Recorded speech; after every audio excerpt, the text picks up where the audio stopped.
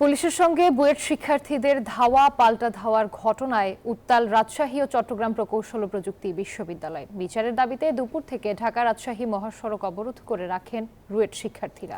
দাবি আদায় না হওয়া পর্যন্ত আন্দোলন চালিয়ে যাওয়ার ঘোষণা দেন তারা। এদিকে চট্টগ্রামেও বিক্ষোভ সমাবেশ ও ব্লকেট কর্মসূচি পালন করেন চুয়েট শিক্ষার্থীরা।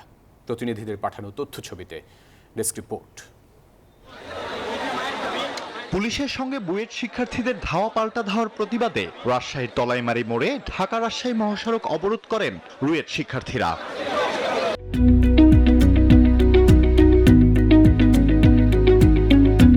শিক্ষার্থীদের অভিযোগ, 3 দফা দাবি আদায়ে দীর্ঘদিন ধরে শান্তিপূর্ণ আন্দোলন করলেও তা বাস্তবায়ন হয়নি। হামলাকারীদের বিচার ও 3 দফা দাবি আদায় না হওয়া পর্যন্ত আন্দোলন চালিয়ে যাওয়ার ঘোষণা দেন তারা।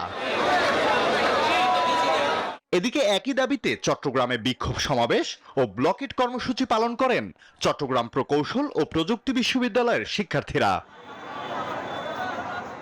এদিকে মহাসড়ক অবরোধ করায় দীর্ঘ যানজট দেখা দিয়েছে, ভোগান্তিতে পড়েন সাধারণ মানুষ। Desk report, news 24।